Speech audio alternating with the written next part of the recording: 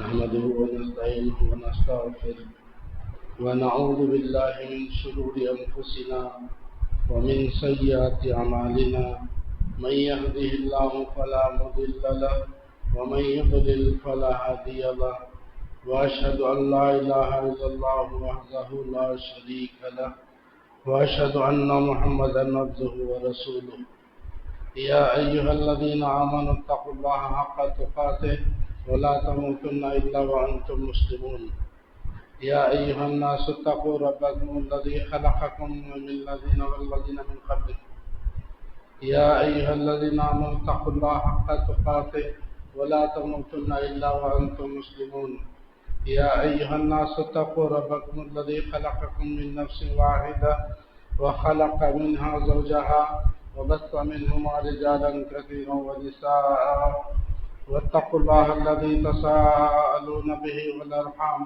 إن الله كان عليكم رقيبا يا أيها الذين آمنوا اتقوا الله وقولوا قولا سديدا يصلح لكم أعمالكم ويغفر لكم ذنوبكم ومن يطع الله ورسوله فقد فاز فوزا عظيما أما بعد فإن خير الحديث كتاب الله وخير الهدي هدي محمد صلى الله عليه وسلم وشر الأمور محدثاتها وكل محدثة بدعة وكل بدعة ضلالة وكل ضلالة في النار. أعوذ بالله السميع العليم من الشيطان الرجيم من همزه ونفخه ونفسه بسم الله الرحمن الرحيم. يا أيها الذين آمنوا كتب عليكم الصيام كما كتب على الذين من قبلكم لعلكم تتقون. سامعین، حضرات و خواتین، آج کے جمعے میں انشاءاللہ روزوں کے مسائل چند بتانے کی کوشش کروں گا، کیونکہ روزے ہم رکھتے ہیں لیکن اس کے مسئلے ہمیں معلوم نہیں ہیں، تو یہ مسئلوں کا جاننا ضروری ہے. اس لیے جو مسئلے بتائے جائیں گے اس کو غور سے سنیں تاکہ ہمارے روزے صحیح طور سے گزر سکے. سب سے پہلی چیز کیا ہے؟ رمضان المبارک کے چاند دیکھ کر روزے شروع کرنا چاہیے.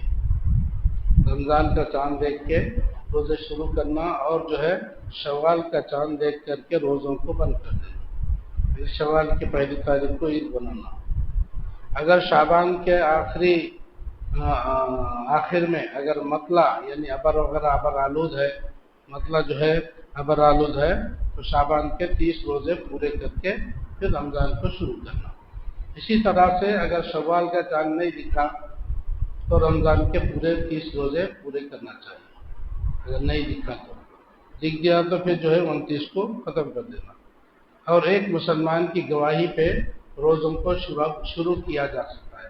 اگر کوئی مسلمان صحیح العقیدہ ہے، متقی پرہیزگار ہے، تو آدمی کہہ دے کہ میں نے چاند دیکھا ہے، تو اس کی ایک کیلے کی گواہی کافی ہے، چاند دیکھ سکتے ہیں. کیونکہ عبداللہ بن عمر رضی اللہ تعالیٰ نے ایک مرتبہ اللہ کے رسول صلی اللہ علیہ وسلم سے فرمایا کہ کہا کہ اللہ کے رسول صلی اللہ علیہ وسلم میں نے چاند دیکھا ہے.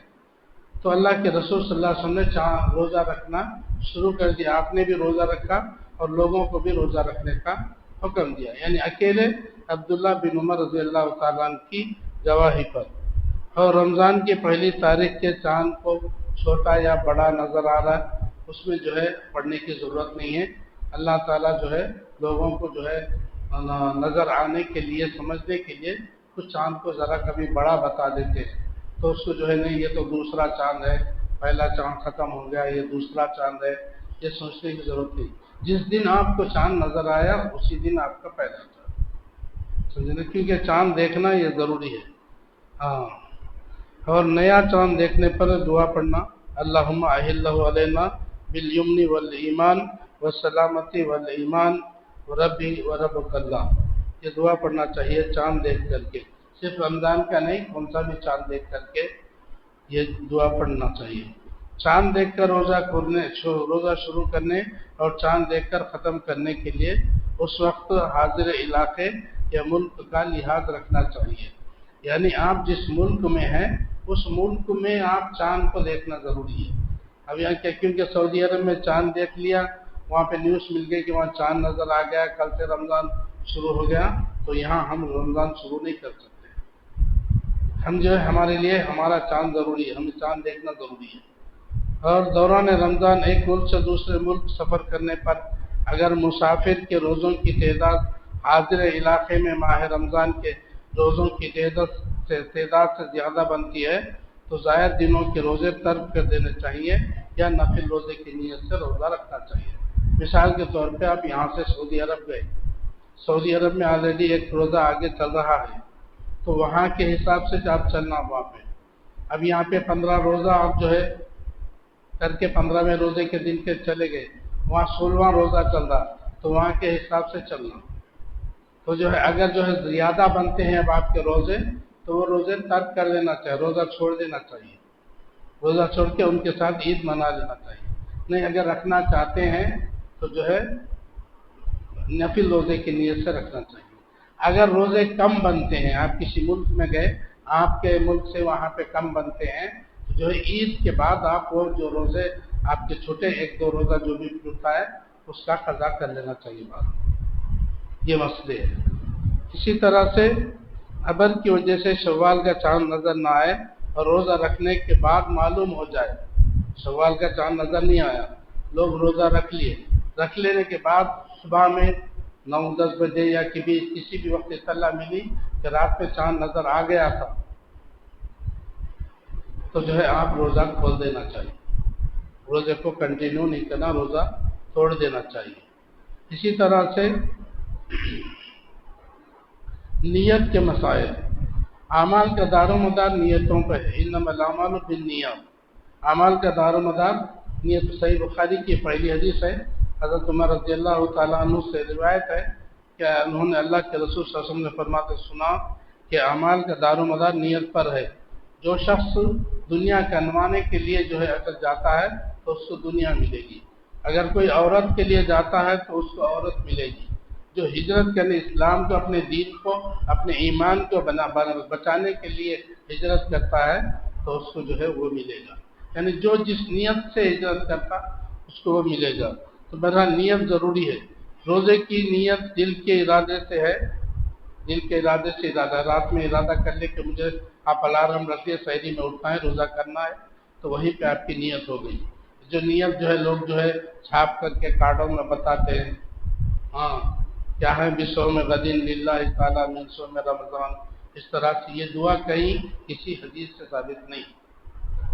روزہ کے جیسے دل کے ارادے سے، دل کا ارادہ ہی نیت ہے، اس کے لیے زبان سے کچھ کرنے کی ضرورت نہیں ہے۔ اور فرض روزوں کی نیت فجر سے پہلے کرنا ضروری ہے۔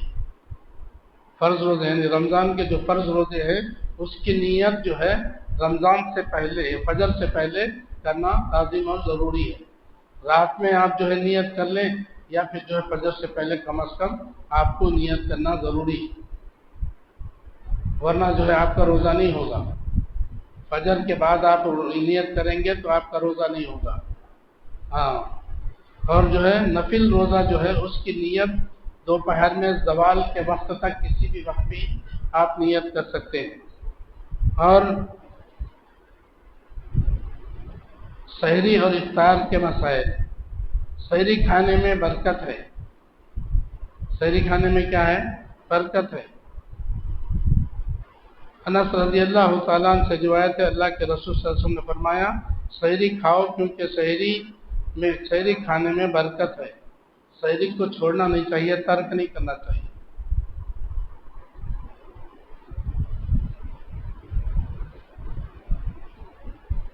پیچھے ڈالیے، اس کو پیچھے ڈالیے، سب کو رہنے دو اور پیچھے ڈالیے۔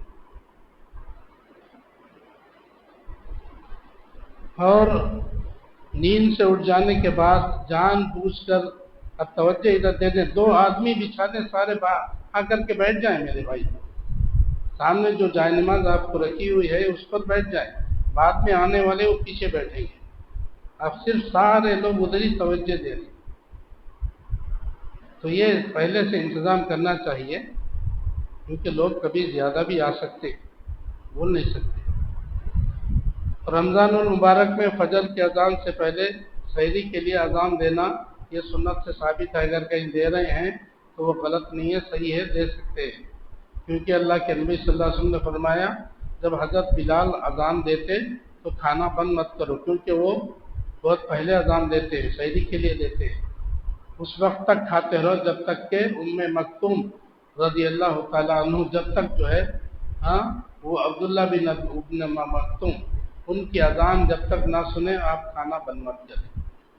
تو افطار میں جلدی کرنا اور سحری میں دیری کرنا، اللہ کے رسول صلی اللہ علیہ وسلم نے فرمایا جو قوم میری اس وقت تک جو ہے بہتر رہے گی، فائدے میں رہے گی جب تک کہ جو ہے روزے میں افطار میں جلدی کریں گے اور سحری میں، افطار میں جلدی کریں گے، سحری میں دیر کریں گے۔ دیر بول تو زیادہ دیر بھی نہیں، جلدی بول تو زیادہ جلدی بھی نہیں، غروب ہوتے ہی کرنا ہے، غروب ہونے سے پہلے نہیں کرنا، اس طرح سے۔ اور سحری کھاتے ہوئے اگر اذان ہو جائے تو اذان ہو جائے، آپ کو جو ہے آپ کھانا کھا رہے ہیں، اذان ہو گئی تو کھانے کو چھوڑیے مت، اپنی ضرورت کو پورا کر لیں۔ اگر پانی کا پیالہ ہاتھ میں ہے، اذان ہو گئی تو آپ اپنی ضرورت پوری کر لیں، اللہ کے نبی نے فرمایا۔ ارے اذان ہو گئی چھوڑ دو، ختم، نہیں، آپ کھا لے سکتے، جو بھی کھانا بچا ہوا ہے آپ کھا لیجیے، جو بھی پانی پینے کا ہے آپ پانی پی سکتے ہیں، اور جلدی جلدی جو ہے کھا لینا چاہیے۔ یہ نہیں کہ پھر اب چلو بھائی کھاؤ بولے مول صاحب بول کے پھر سکون سے باتیں کر لیتے ہوئے اب آپ 15-20 منٹ بیٹھ کر کے کھا رہے، تو نہیں، یہ روزہ نہیں ہوگا۔ جلدی جلدی آپ جو 2-4 نوالے جو بچے ہیں جلدی جلدی کھا لے سکتے ہیں۔ اور روزہ افطار کے لیے سورج کا غروب ہونا یہ شرط ہے، اس سے پہلے نہیں کرتی۔ اور روزہ کھولنا، کھجور سے روزہ کھولنا سنت ہے، تازہ کھجور سے۔ اللہ کے رسول صلی اللہ علیہ وسلم جو روزہ کھولتے تو تازے کھجور سے کھولتے، اگر تازہ کھجور نہ ہوتا تو خشک یعنی سوکھے کھجور سے کھاتے، اگر وہ بھی میسر نہ ہوتا تو چند گھونٹ پانی سے روزہ افطار کر لیتے۔ لوگ جو ہے نمک سے روزہ کھولتے، یہ کوئی روایت میں نہیں ہے، نمک لے کے بیٹھ گیا، کھا لیا، نمک کھا لیا، روزہ کھول لیا، یہ کوئی کسی حدیث سے ثابت نہیں، صحیح حدیث نمک سے روزہ کھولنا ثابت نہیں ہے اللہ کے نبی سے۔ روزہ افطار کرتے وقت کی دعا جو ہے بسم اللہ بول کے روزہ کھولنا ہے، روزہ کھولنے سے پہلے کوئی دعا نہیں، بسم اللہ ہی دعا، بسم اللہ بول کے کھا لیے، آپ کھانا جو بھی کھانا ہے کھا لیے، پی لیے پانی، اس کے بعد دعا ہے، کیا ہے دعا؟ ذهب الظمأ وابتلت العروق وثبت الاجر انشاءاللہ، یہ انشاءاللہ مائک میں روز شاید سنا رہے ہیں، جو سنایا جاتا ہے وہ دعا جو ہے کھانے کے بعد میں آپ کو دعا پڑھے۔ اللہم لک صمت بک آمنت، یہ جو ہے یہ صحیح روایت صحیح حدیث سے ثابت نہیں ہے۔ اور روزہ افطار جس کے پاس کر رہے ہیں آپ، کوئی آپ کو افطار کرا رہا ہے، روزہ افطار کرا رہا ہے، تو اس کے لیے یہ دعا پڑھنے کے بعد پھر اس کے لیے بھی دعا کرنا، کیا ہے وہ دعا؟ افطر عندکم الصائمون وغلت طعامکم الطعامۃ الابرار وتنزلت علیکم الملائکہ، روزے دار تمہارے پاس کھانا کھاتے رہیں، افطار کرتے رہیں، اسی طرح جس طرح آج میں کرا، آپ کے پاس کھاتے رہیں، لیکن نیک لوگ تمہارا کھانا کھاتے رہیں اور فرشتے تمہارے اوپر نازل ہوتے رہے۔ اور نماز تراویح کا مسئلہ، تراویح گزشتہ صغیرہ گناہوں کی مغفرت کا ذریعہ ہے۔ تراویح اگر آپ روزانہ پورے رمضان کے پورے تراویح اگر پڑھ رہے پورے مہینے کے، امام کے ساتھ شروع کرے، امام کے ساتھ ختم کرے، اللہ پچھلے تمام گناہ معاف کر دے گا۔ اور جو امام کے ساتھ پورے تراویح کرتا ہے تو اس کو ساری رات عبادت کرنے کا ثواب ملے گا۔ اس لیے تراویح چھوڑے مت رمضان میں، سال میں 1 مہینے کا موقع ملتا ہے اس اپنے گناہ معاف کروانے کا اور ساری رات عبادت کرنے کا ثواب ملتا ہے۔ قیام رمضان یا نماز تراویح باقی مہینوں میں تہجد یا قیام اللیل کا دوسرا نام ہے، یعنی رمضان کے بعد جو تہجد ہم پڑھتے ہیں وہی تہجد رمضان میں تراویح کے نام سے پڑھی جاتی ہے، یعنی رمضان میں تراویح پڑھ کر کے پھر تہجد کرنے کی ضرورت نہیں، کیونکہ اللہ کے رسول صلی اللہ علیہ وسلم، عائشہ رضی اللہ تعالیٰ عنہ، صحیح بخاری کی روایت ہے، مائی عائشہ فرماتی ہے کہ اللہ کے رسول صلی اللہ علیہ وسلم رمضان اور غیر رمضان میں 11 रकात से ज़्यादा नहीं पढ़ते थे। रात की नमाज इशा के बाद 11 रकात से ज़्यादा नहीं पढ़ते थे।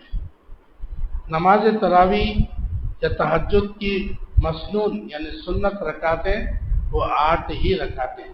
अल्लाह के रसूल सल्लल्लाहु अलैहि वसल्लम ने 8 रकातें तरावी पढ़ी और 3 वितर 11 रकातें पढ़ी। और अल्लाह के नबी सल्लल्लाहु अलैहि वसल्लम के बाद हज़रत उमर रज़ी अल्लाह तआला अन्हु भी उबय बिन काब रज़ी अल्लाह तआला अन्हु को हुक्म दिया कि वो लोगों को 11 रकात नमाज पढ़ाए। 20 रकात वाली रिवायत जो है वो सही हदीस से साबित नहीं है। नमाज तरावी का वक्त जो है इशा से लेकर तुलू फजर तक रहता किसी भी, क्योंकि अल्लाह के नबी सल्लम 3 मरतबा जमात से नमाज पढ़ाए 3 दिन।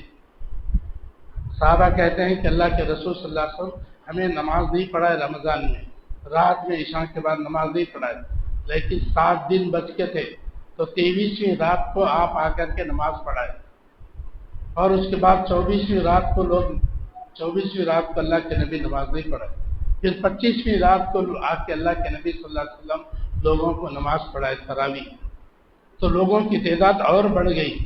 फिर उसके बाद 26 को आपने नमाज नहीं पढ़ाई, फिर 27वीं रात को अल्लाह के नबी ने नमाज पढ़ाई और उस दिन और सारी मस्जिद भर गई।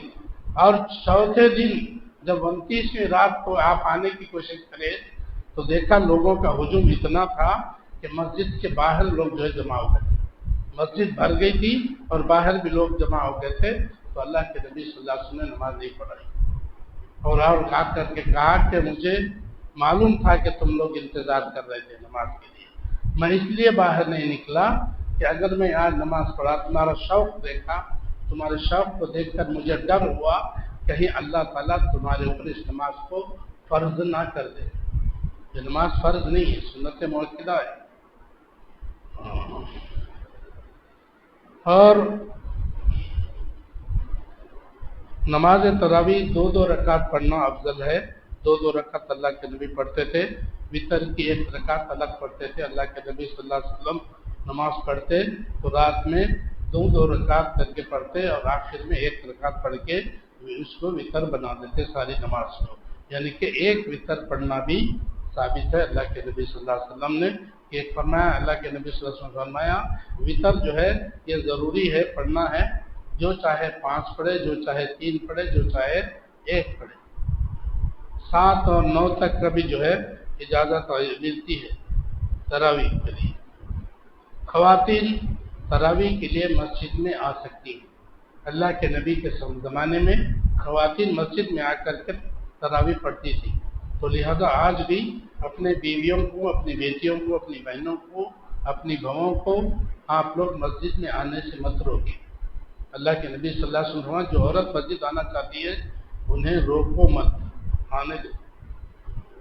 लेकिन कोई घर में पढ़ती है तो ठीक है, वो बेहतर है उसके लिए, लेकिन मस्जिद आना चाहती है, मस्जिद आए तो फ़ायदा क्या है, यहाँ पर दर्स होता, दर्स सुनते, मर्दों के साथ औरतों भी दर्स सुनते, जुमा के दिन भी औरतें आती तो ये खुतबा सुनते, उनको भी इल्म आता। वो घर में बैठेंगे तो उनको इल्म नहीं आता, इसीलिए अपनी औरतों को मस्जिद में भेजे जहाँ पर पर्दे का पूरा इंतज़ाम हो। ऐसी मस्जिद में पर्दे का इंतज़ाम नहीं है तो औरतों को मत भेजिए। जैसा कि हमारे मस्जिद में औरतों के लिए अलग से सेक्शन अल्हम्दुलिल्लाह बनाया गया, उनका रास्ता अलग है, पूरा अलग है, पूरा पर्दे के साथ होता। और जो है 3 रकात वितर, पहली रकात में जो है सूरह आला, जैसा कि आप सब पढ़ाते हैं, आप लोगों को मालूम है। दूसरी रकात में सूरह काफिरून और तीसरी रकात को अलग से पढ़ना है। 2 रकात के बाद सलाम फेंक के 1 रकात अलग से पढ़ना, ये अल्लाह के नबी सल्लल्लाहु अलैहि वसल्लम का सुन्नत है। और 3 रकात वितर जो है ये पढ़ना मेरे इल्म में आया कि मैं पढ़ा कि वो हदीस ज़ईफ़ है, वल्लाहु आलम। तो बहरहाल अलग अलग पढ़ना अल्लाह के नबी सल्लल्लाहु अलैहि वसल्लम का ये मामूल था, क्योंकि हदीस में क्या आया, अल्लाह के नबी सल्लल्लाहु अलैहि वसल्लम रात की नमाज 2-2 रकात पढ़ते थे, फिर आखिर में 1 रकात पढ़ के उसको वितर बना देते थे। लास्ट में क्या करते थे, 1 रकात पढ़ते, तो आखिर में 1 रकात पढ़ना, 2 रकात अलग, 1 रकात अलग, ये जो है अफजल और बेहतर है। और वितरों में दुआ कुनूत जो है رکوع سے پہلے پڑھنا بھی ثابت ہے اور رکوع کے بعد بھی ثابت ہے، لیکن زیادہ افضل یہ ہے کہ رکوع سے پہلے پڑھے، کیونکہ رکوع کے بعد اللہ کے رسول صلی اللہ علیہ وسلم نے جو ہے 1 مہینے تک جو ہے مشرکین مکہ جو مسلمانوں کو جو ہے قتل کیے تھے ان کے لیے بد دعا کیے تھے 1 مہینے تک، اور پورے 5 نمازوں میں بھی قنوت پڑھے اللہ کی، اس کو قنوت نازلہ کہا گیا، جس میں مشرکین اور کافروں کو بد دعا دیا جاتا ہے، اس کو قنوت نازلہ کہتے ہیں۔ تو 1 مہینے تک، اور اس میں اللہ کے نبی صلی اللہ علیہ وسلم ہاتھ اٹھا کر کے دعا کی۔ باقی دنوں میں اللہ کے نبی صلی اللہ علیہ وسلم سے ہاتھ اٹھا کر کے دعا کرنا قنوت ثابت نہیں ہے، یہ ثابت نہیں ہے، بس ہاتھ کو ایسے ہی باندھے رکھ کر کے دعا کرنا یہ سنت افضل ہے۔ اگر جو ہے کوئی حدیث اگر آپ کو معلوم ہوئی، اگر کوئی ہے ایسی روایت تو آپ اس پر عمل کر سکتے ہیں۔ میرے علم میں جو ہے کوئی حدیث ایسی نہیں آئی کہ اللہ کے نبی ہمیشہ سال بھر جو ہے ہاتھ اٹھاتے تھے۔ علماء ہاتھ اٹھانے کی اجازت اس لیے دیتے ہیں تاکہ جو ہے اور بھی مقامات پر اور کچھ حدیثیں ہیں اللہ کے رسول صلی اللہ علیہ وسلم کی حدیث، جب کوئی بندہ اللہ سے دعا مانگنے کے لیے اپنے ہاتھ اٹھاتا ہے تو اللہ کو شرم آتی ہے اس کے ہاتھوں کو خالی چھوڑنے، یعنی اللہ تعالیٰ اس کو عطا کرتے ہیں ہاتھ اٹھائے۔ تو دوسرے مقامات پر ہاتھ اٹھائیے، جیسا کہ جو ہے سنتوں کے بعد ہے، اور جو ہے اب جو ہے اذان اور اقامت کے بیچ میں دعا ہے، رات میں دعا ہے، تہجد میں دعا کرنے کا ہے، ہر جگہ آپ ہاتھ اٹھا سکتے ہیں، ہاتھ اٹھانے کا ہے، لیکن فرض نماز کے بعد اور قنوت میں جو ہے ہاتھ اٹھانا یہ ثابت نہیں ہے جہاں تک میرے علم میں، اللہ عالم۔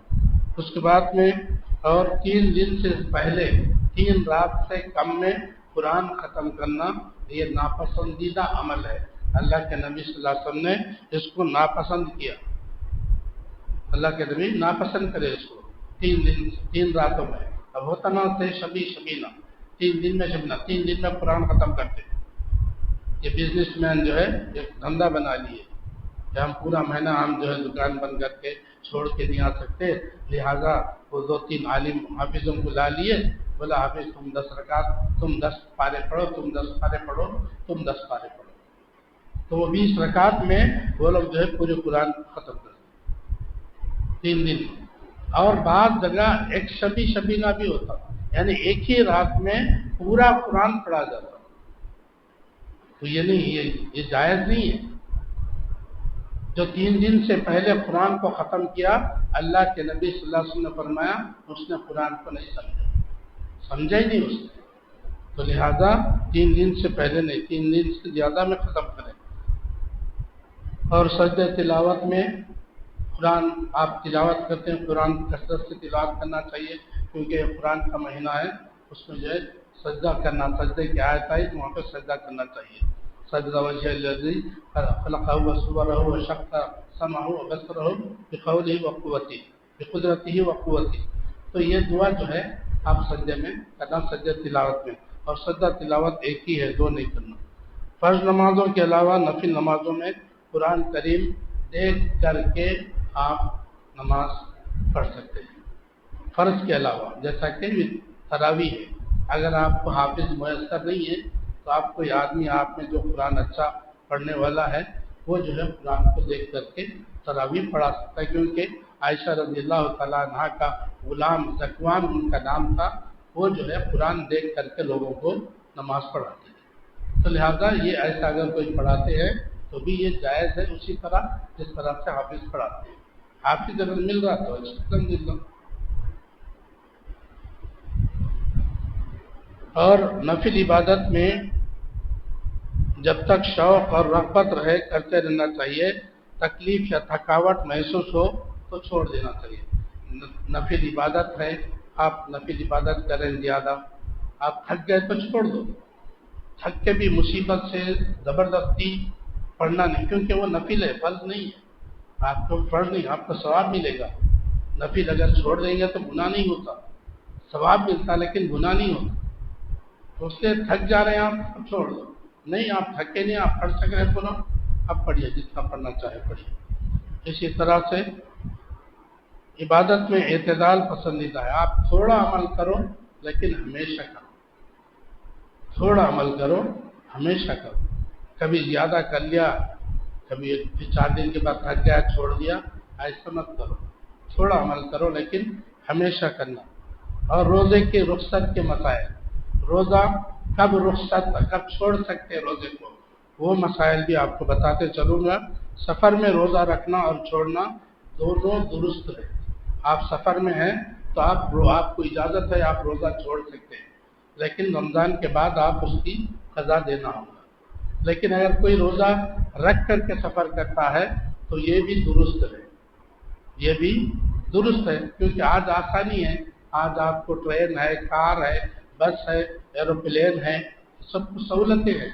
جب سہولت نہیں تھی، جب اونٹوں پہ، گھوڑوں پہ، پیدل سفر کرتے تھے تو یہ مشقت ہوتی تھی، تو جو ہے سفر، لیکن دونوں جو ہے درست ہے، کیونکہ ایک سفر میں اللہ کے نبی صلی اللہ علیہ وسلم کے ساتھ صحابہ میں کچھ لوگ روزے سے تھے، کچھ لوگ بغیر روزے کے تھے، روزہ چھوڑے تھے۔